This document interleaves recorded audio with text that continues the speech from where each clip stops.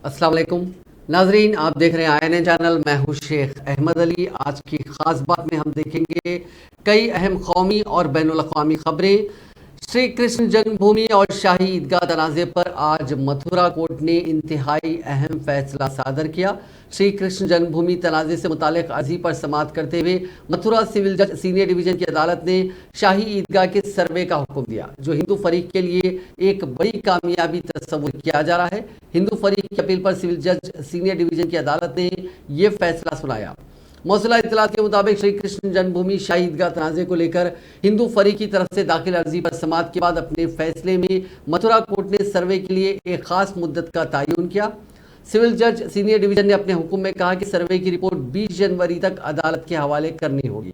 Civil court ने साथ ही इस मामले से जुड़े सभी फरीकों को नोटिसें भी जारी की। अदालत ने अर्जी दहिंदा विष्णु गुप्ता की अपील पर एक रिपोर्ट तलब की है। श्री कृष्ण जन्मभूमि से मुतालिक एक दीगर मामले में अर्जी दहिंदा एडवोकेट महेंद्र सिंह ने जानकारी दी कि अदालत ने अमीन से 3 दिन में अपनी रिपोर्ट दाखिल करने के लिए कहा है। अर्जी दहिंदा विष्णु गुप्ता ने 13.37 एकड़ जमीन को आज़ाद कराने का मुतालबा किया। मुल्क में कोरोना के खतरे को देखते हुए मरकजी हुकूमत अलर्ट पर है। इस बीच मरकजी वजारत सेहत ने रियासती हुकूमतों को एक चिट्ठी भेजी। इसमें लिखा कि मुल्क में कोरोना की रफ्तार धीमी है, लेकिन हमें आने वाली चुनौती के लिए पहले से ही तैयार रहना चाहिए। वजारत ने सभी रियासतों को हुक्म दिया है कि ध्यान रखें कि ऑक्सीजन की सप्लाई में कमी ना आने पाए। साथ ही वेंटिलेटर और ऑक्सीजन सप्लाई की मशीनें दुरुस्त रखी जाए।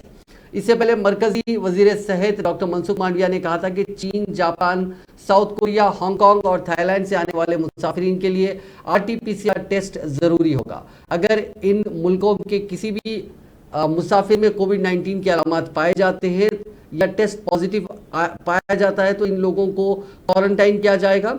चीन में बढ़ते कोरोना वेरिएंट BF7 के खतरे के बीच एम्स के साबिक डायरेक्टर डॉक्टर रणदीप गुलेरिया ने कहा कि हिंदुस्तान में कोरोना की नई लहर आने का खतरा नहीं है, क्योंकि यहाँ के लोगों में हाइब्रिड इम्यूनिटी है। उन्होंने बताया कि हिंदुस्तान में फिलहाल हालात ठीक है और यहाँ इंटरनेशनल ट्रैवल बैन की ज़रूरत नहीं है।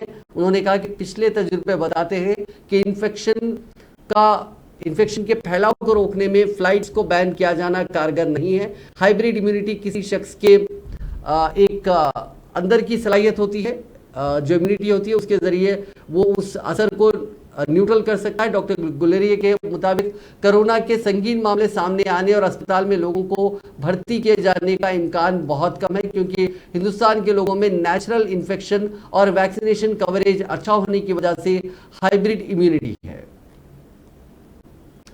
चीन में कोरोना से हालात बेकाबू हो गए हैं। एक रिपोर्ट के मुताबिक चीन की नेशनल हेल्थ कमीशन के हवाले से रिपोर्ट आई है। उसमें बताया गया कि मंगल के रोज वहां एक दिन में 3 करोड़ 70 लाख केसेस सामने आए थे। हालांकि सरकारी आंकड़ों में उस दिन सिर्फ 3000 केसेस ही बताए गए। रिपोर्ट के मुताबिक इस महीने के शुरुआती 20 दिनों में 24 करोड़ 80 लाख लोग मुतासिर हो चुके हैं। इससे पहले जनवरी में एक दिन में 40 लाख कोरोना मरीज मिले थे। चीन के बदतर हालात सोशल मीडिया पर वायरल हो रहे हैं। वीडियोस बता रहे हैं, वीडियोस देखकर ये अंदाजा लगाया जा सकता है। एक वीडियो में लोग संतरों के लिए धक्का मुक्की करते नजर आ रहे हैं। वहीं एक क्लिप में PPE किट पहना बच्चा इधर उधर घूम रहा है। कोरोना के डर की वजह से लोग उसे अपने पास नहीं आने दे रहे हैं। एक ऐसा ही वीडियो सामने आया जिसमें एक अस्पताल में लाशों के अमार देखे जा सकते हैं। ह्यूमन राइट एक्टिविस्ट जेनिफर जेंग ने भी एक क्लिप शेयर की है। इसमें दिख रहा है कि सड़कों पर रस्सी बांधकर लोगों को ड्रिप चढ़ाई जा रही है। अब बात भारत जोड़ो यात्रा की। राहुल गांधी की भारत जोड़ो यात्रा दिल्ली में है। वहां हफ्ते की शाम उन्होंने लाल किले से एक जलसे आम को मुखातिब किया। उन्होंने कहा कि मीडिया मरकजी हुकूमत के इशारे पर काम कर रहा है। वो 24 घंटे हिंदू मुस्लिम के नाम पर नफरत फैला रहा है, जबकि मुल्क में सच्चाई ये नहीं है। उन्होंने कहा कि इस यात्रा में उन्होंने पाया कि मुल्क में लोगों के बीच भाईचारा है, सब एक दूसरे को प्यार करते हैं। ये मीडिया की गलती नहीं है, उनके पीछे जो ताकतें हैं वो उन्हें कंट्रोल कर रही हैं। ये सब असल मसाइल से लोगों की तवज्जो भटकाने के लिए किया जा रहा है। राहुल गांधी ने पूछा कि मुल्क में नरेंद्र मोदी की हुकूमत नहीं है। उन्होंने कहा कि यहाँ अंबानी अडानी की सरकार है। मैं 2800 किलोमीटर पैदल चला हूं, मुझे कहीं नफरत नहीं दिखी। आज मुल्क का नौजवान बेरोजगार है, अगर इस मुल्क में नौजवानों को कोई रोजगार दे सकता है तो मुल्क के किसान और छोटे कारोबारी हैं, लेकिन उनके लिए मुल्क की बैंकों के दरवाजे बंद रहते हैं। राहुल गांधी बोले, जब मैं सियासत में था तब मीडिया वाले 24 घंटे राहुल गांधी करते थे। बीजेपी ने उनकी इमेज खराब करने के लिए हजारों करोड़ रुपए लगा दिए। मैं एक लफ्ज नहीं बोला, मैंने ये भी नहीं कहा कि ये गलत कह रहे हैं, लेकिन पूरा मीडिया व्हाट्सएप फेसबुक पर मेरी इमेज खराब करने की कोशिश की गई। उन्होंने कहा कि सच्चाई को छुपाने की कितनी भी कोशिश कर लो, कहीं ना कहीं से सच्चाई बाहर आ जाती है।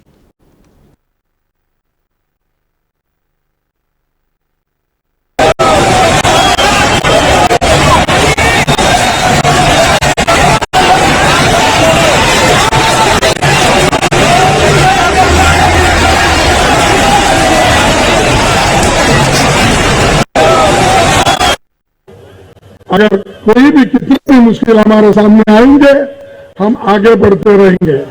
लेकिन ये जो भारत जोड़ो यात्रा है किसी पॉलिटिकल गेम के लिए नहीं है। ये इसलिए है देश में महंगाई है, महंगाई के खिलाफ आज ये आवाज उठा रहे हैं। अनएम्प्लॉयमेंट है, उसके खिलाफ वो आवाज उठा रहे हैं। आज चीन हमारे ऊपर हमला कर रहा है, उसके खिलाफ वो आवाज उठा रहे हैं। हमने भी बड़ी कोशिश की पार्लियामेंट में अनएम्प्लॉयमेंट इश्यू पे बोलने का, इन्फ्लेशन पे, महंगाई पे बोलने का, बॉर्डर पे जो चल रहा है आज चाइना घुसपैठ कर रही उसके ऊपर बोलने का, लेकिन ये सरकार बोलने नहीं देती और हमारी बात नहीं सुनती और चर्चा के लिए भी तैयार नहीं, चर्चा से भाग रहे हैं। अगर आप में हिम्मत है तो पार्लियामेंट में चर्चा करो, लोगों को मालूम होने दो कि आप किस मंशा से, किस नियत से आप चर्चा छुपाना। जब पंडित जवाहरलाल नेहरू जी के जमाने में ये बात आई थी चाइना का हमले का, उस वक्त पंडित जवाहरलाल नेहरू जी के जो चैनल है ये भी नफरत फैलाने का काम करते हैं। 24 घंटा हिंदू मुस्लिम, हिंदू मुस्लिम, हिंदू मुस्लिम, हिंदू मुस्लिम, हिंदू मुस्लिम। ये सच्चाई नहीं है भाई और बहनों। मैं चला हूं कन्याकुमारी से यहां तक, ये सच्चाई नहीं है। ये मीडिया में चलाया जाता है, फैलाया जाता है। देश एक है।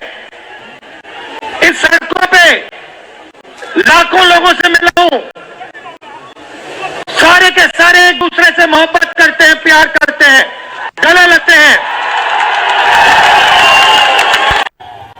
और फिर जो भी आपका पैसा है, किसानों का, मजदूरों का, आपके एयरपोर्ट, आपके पोर्ट, आपकी सड़कें,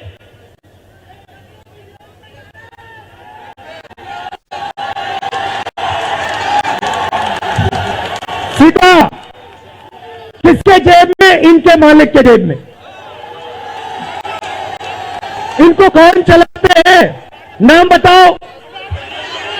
ये तो सब जानते हैं, पूरा हिंदुस्तान जानता है। भाई और बहनों, ये नरेंद्र मोदी जी की सरकार नहीं है, ये अंबानी अदानी की सरकार है। मारूफ अदाकार कमल हसन ने भी आज भारत जोड़ो यात्रा में शिरकत की। यात्रा जब दिल्ली के ITO चौराहे के करीब पहुंची तो कमल हसन ने राहुल गांधी के हमरा पैदल सफर किया। बादजा जैसे आम को भी कमल हसन ने मुखातिब किया।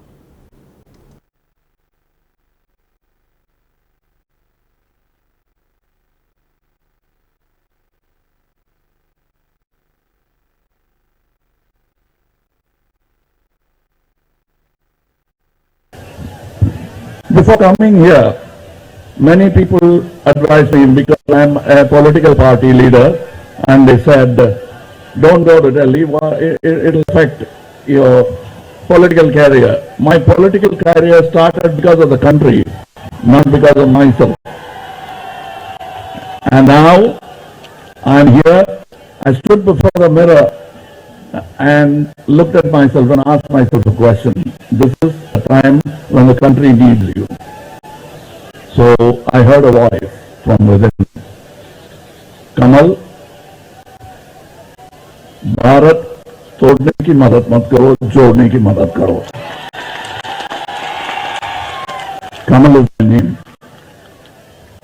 I didn't know anyone knows here.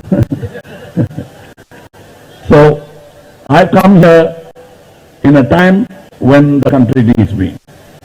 I am a Jawan, civil Jawan, living inside India and in one corner where he started this yatra from Tamil Nadu. This yatra, according to me, has just begun. There's much more distance to go. I'm not talking about the road walk. I'm trying to, what I'm trying to jodo is not just states. I'm trying to connect the glorious legacy of our past with the bright future that we deserve. That's why I'm here. Many people ask me about. Congress की भारत जोड़ो यात्रा जारी है। हरियाणा में बड़े पैमाने पर अवामी हिमायत और कामयाबी हासिल करने के बाद पदयात्रा हफ्ते की सुबह दिल्ली में दाखिल हुई। इस दौरान यात्रा में हजारों की भीड़ देखी गई। इस पदयात्रा में सोनिया गांधी और प्रियंका गांधी ने भी शिरकत की। दरअसल राहुल गांधी की सोनिया गांधी से मुलाकात हुई। मुल्क को जोड़ने निकले बेटे राहुल गांधी ने जब अपनी वालदा सोनिया गांधी से मुलाकात की तो ये लम्हा खास बन गया। वालदा सोनिया गांधी ने अपने बेटे राहुल को गले लगाया और बहुत प्यार किया। सोनिया गांधी की अपने बेटे के साथ जज्बाती लम्हात की तस्वीर मंजर आम पर आ गई हैं। ये दूसरी बार है कि पार्टी की साबिक सदर सोनिया गांधी ने सितंबर में कन्याकुमारी से शुरू होने वाली इस पदयात्रा में शिरकत की। इससे कबल वो अक्टूबर में कर्नाटका में भारत जोड़ो यात्रा में शिरकत कर चुकी थी और उस वक्त भी मां बेटे की शानदार तस्वीर मंजर आम पर आई थी। उस वक्त राहुल गांधी अपनी वालदा के कंधे पर हाथ रखे हुए नजर आए तो कभी वालदा के जूतों के फीते बांधते हुए नजर आए।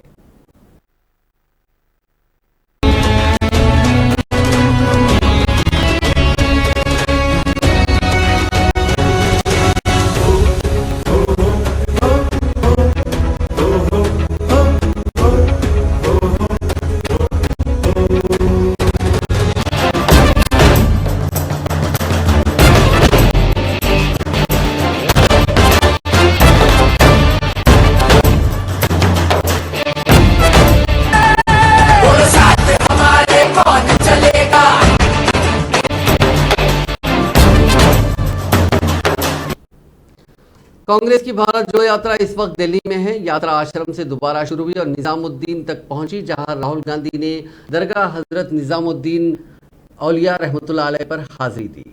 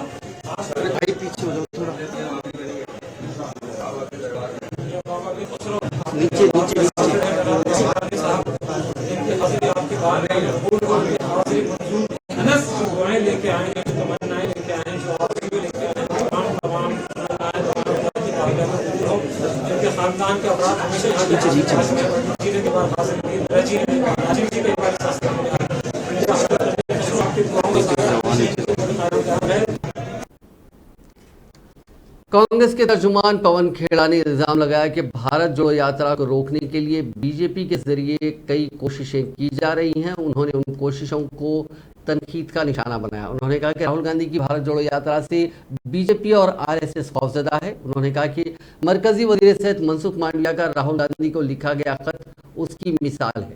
मुल्क में कोरोना को लेकर कोई मीटिंग या कोई नया ज़ाब्ता बनाने से पहले ही राहुल गांधी को यात्रा मुलतवी करने की नसीहत देना बीजेपी के खौफ को जाहिर करता है। मंत्री हैं ये भूल जाते, ये तमाम मंत्री पहले अपने आप को भाजपा का सदस्य मानते हैं, भूल जाते हैं कि एक जिम्मेदार कैबिनेट के मिनिस्टर हैं, जिनके हाथ में ताकत है नियम बनाने की, प्रोटोकॉल की घोषणा करने की। कर दीजिए ना, कौन रोक रहा है आपको? किसी भी बात का राजनीतिकरण करिए, कोई बात नहीं। स्वास्थ्य, कोविड एक ऐसा मुद्दा है जो बहुत गंभीर है, कई लोगों ने, लाखों लोगों ने हिंदुस्तान में जान गंवाई है। उसको आप अपनी राजनीति का हथियार मत बनाइए। अनुराग ठाकुर जी नौजवान हैं, आगे लंबा करियर है उनका, उन्हें कम से कम ये समझना चाहिए कि गैर जिम्मेदाराना बयान देने से उन्हीं का नुकसान होगा, हमारा नहीं। कांग्रेस के सीनियर लीडर जयराम रमेश ने मरकजी हुकूमत के जरिए वन रैंक वन पेंशन का दायरा बढ़ाए जाने को भारत जोड़ो यात्रा का असर करार दिया। उन्होंने कहा कि राहुल गांधी के जरिए भारत जोड़ो यात्रा में वन रैंक वन पेंशन का इशू उठाया गया था और गुज़िश्ता दिनों मरकज ने उसका दायरा बढ़ाने का ऐलान कर दिया। जयराम रमेश ने प्रेस कॉन्फ्रेंस से खिताब करते हुए कहा कि राहुल गांधी ने मध्य प्रदेश में अपनी यात्रा के दौरान मेवात में साबिक फौजियों के साथ वन रैंक वन पेंशन को लेकर मीटिंग की थी। इस मीटिंग में साबिक फौजियों ने कहा था कि उन्हें ऐलान के मुताबिक पेंशन नहीं दी जा रही है। साबिक फौजियों ने यह भी बताया था कि जूनियर कमीशन ऑफिसर्स को इसका फायदा नहीं मिल रहा है। तो अब तक पूरा नहीं हुआ, हमें पूरा पेंशन नहीं मिला है। तो घोषणा प्रधानमंत्री ने की थी, उसका पूरा इम्प्लीमेंटेशन नहीं हुआ है। तो यूपीए सरकार ने फरवरी 2014 में घोषणा की थी, उसका पूरा इम्प्लीमेंटेशन नहीं हुआ है। और दूसरा मुद्दा जो उठाया था जेसीओ की ओर से कि ये जो ओरॉप है, वन रैंक वन पेंशन, ये ऊंचे स्तर की अफसरों के लिए फायदेमंद है, पर जो जूनियर कमीशन ऑफिसर्स हैं, तो जवान 10-12 साल या 15 साल के ड्यूटी के बाद 35 या 40 साल की उम्र में रिटायर कर देता है, उनके लिए फायदेमंद नहीं है।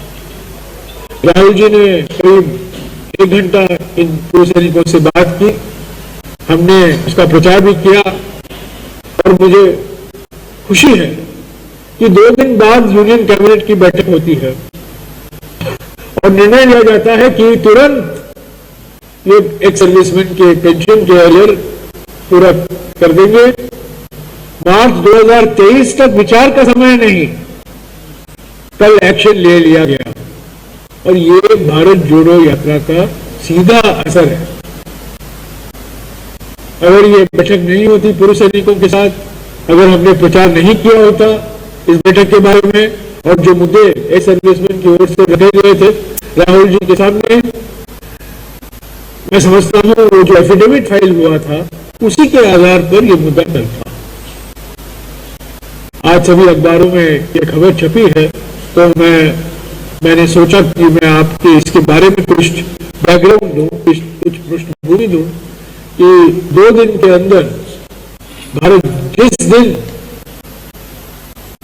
हमारा वज़ीर-ए-आज़म नरेंद्र मोदी ने हफ्ते के रोज कहा कि गुरुकुल की एक खासियत हम सब जानते हैं कि श्री स्वामीनारायण गुरुकुल राजकोट एक ऐसा इदारा है जो हर गरीब तालिब इल्म से तालीम के लिए सिर्फ 1 रुपया यौमिया ही फीस के तौर पर लेता है। वज़ीर-ए-आज़म मोदी ने आज वीडियो कॉन्फ्रेंसिंग के जरिए श्री स्वामीनारायण गुरुकुल राजकोट संस्थान के 75वें अमृत महोत्सव से खिताब किया। इज्तिमा से खिताब करते हुए वज़ीर-ए-आज़म ने श्री स्वामीनारायण गुरुकुल राजकोट संस्थान से वाबस्ता सभी अफराद को 75 साल मुकम्मिल होने पर मुबारकबाद दी और इस सफर में शास्त्री जी महाराज श्री धर्म जीवन दास स्वामी की उनकी शानदार कोशिशों के लिए तारीफ की।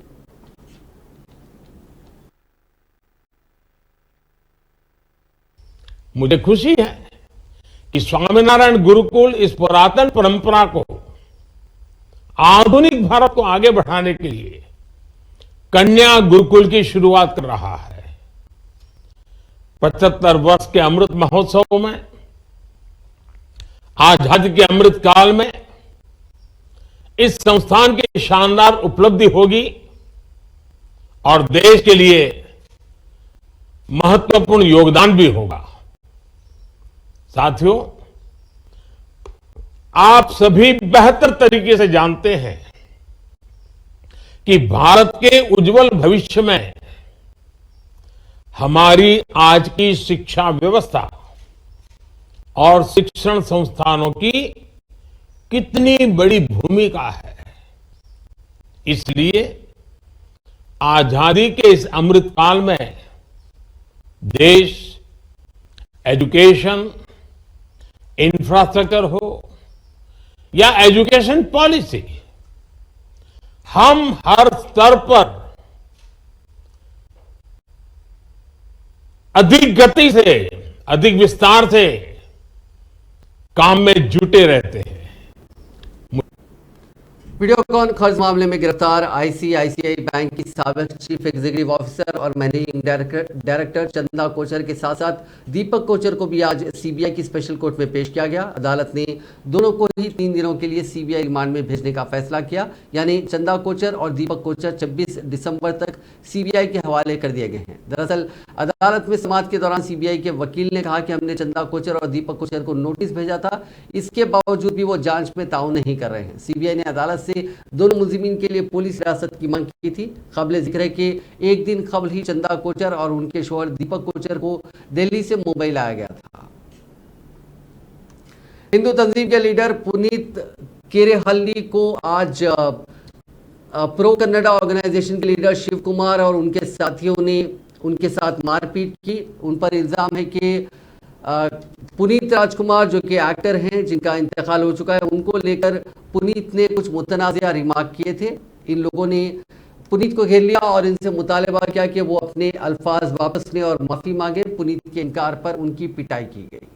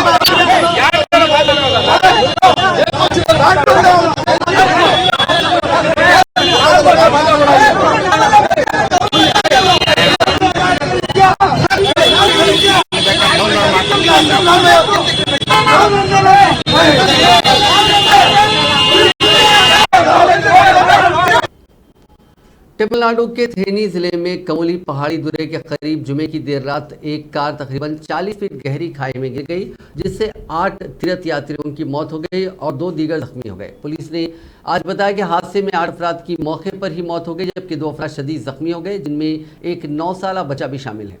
अंधीपेट अकीदतमंद सबरीमला से अयप्पा के दर्शन के बाद अपने घर वापस जा रहे थे कि कमोली पहाड़ी दुर्रे पर अराचलम पॉइंट के करीब उनकी कार अचानक गहरी खाई में गिर गई। जख्मियों को थेनी के सरकारी अस्पताल में दाखिल करा गया है।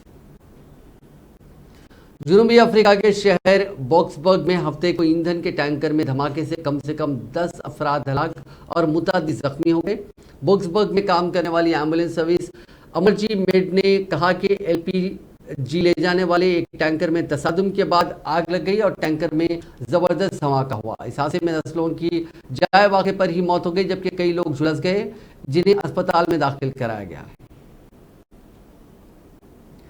रूस के केमेरोवा शहर में जुमे की रात एक ओल्ड एज होम में आग लग गई। रूस की तास न्यूज एजेंसी के मुताबिक इस हादसे में 20 लोगों की मौत हो गई और 6 लोग जख्मी हो गए। मौके पर पहुंचे फायर फाइटर्स ने सुबह तक आग को पूरी तरह से बुझा दिया। 2 मंजिला बिल्डिंग की ऊपरी मंजिल रातों रात आग लगने की वजह से जलकर बिल्कुल खाक हो गई। शुरुआती रिपोर्ट के मुताबिक हीटिंग बॉयलर में खराबी की वजह से आग लगी होगी। हादसे की सही वजह पता लगाने के लिए जांच शुरू कर दी गई है। रूसी ओहदेदारों के मुताबिक ये ओल्ड एज होम बिना रजिस्ट्रेशन के नाजायज तरीके से चल रहा था।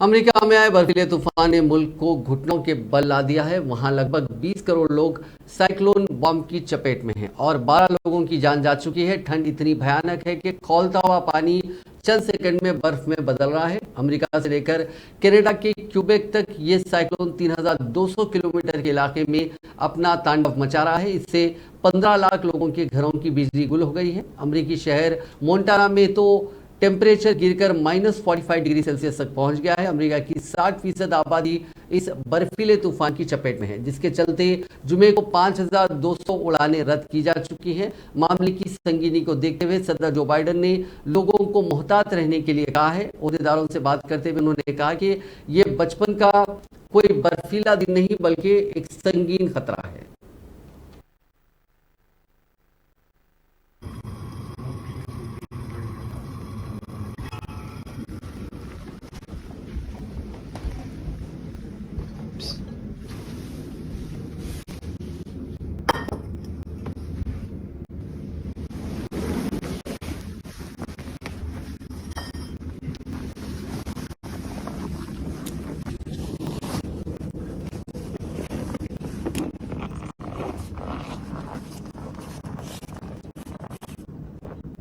Ready?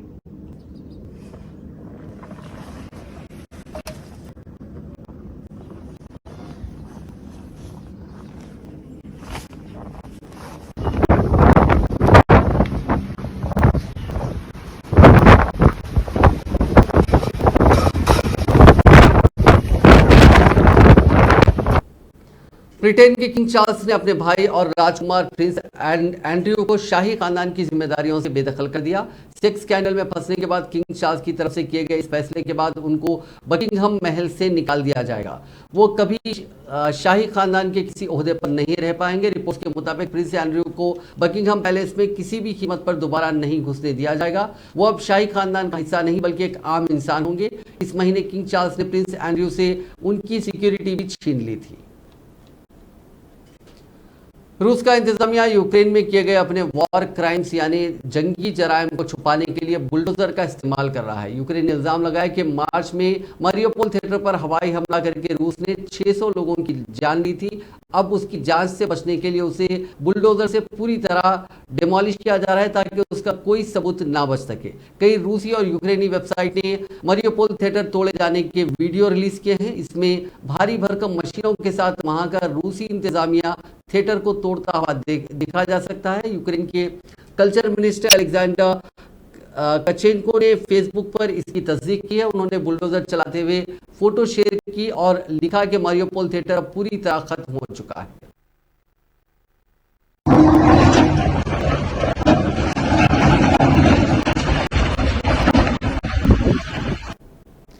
दुबई में एक हिंदुस्तानी ड्राइवर ने 33 करोड़ रुपए यानी 1.5 करोड़ दिरहम की लॉटरी जीती। लॉटरी जीतने के बाद तेलंगाना के अजय ओगुला ने कहा कि मुझे अभी तक यकीन नहीं हो रहा है कि मैंने जैकपॉट जीत लिया है। पहले मुझे लगा कि मैंने 15,000 दिरहम जीते, लेकिन फिर मैं इनाम के जीरो ही नहीं गिन पाया। मेरे घर वाले भी मेरी बात का यकीन नहीं कर रहे हैं।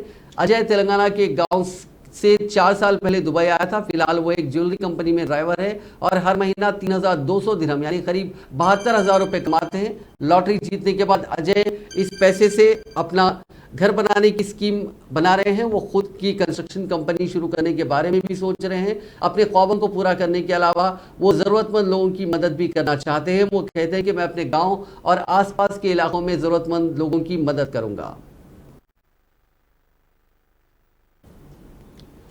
नाजरीन, आज की खास बात में बस इतना ही। आपसे कल मुलाकात होगी नई खबरों के साथ। आप देखते रहिए INN चैनल।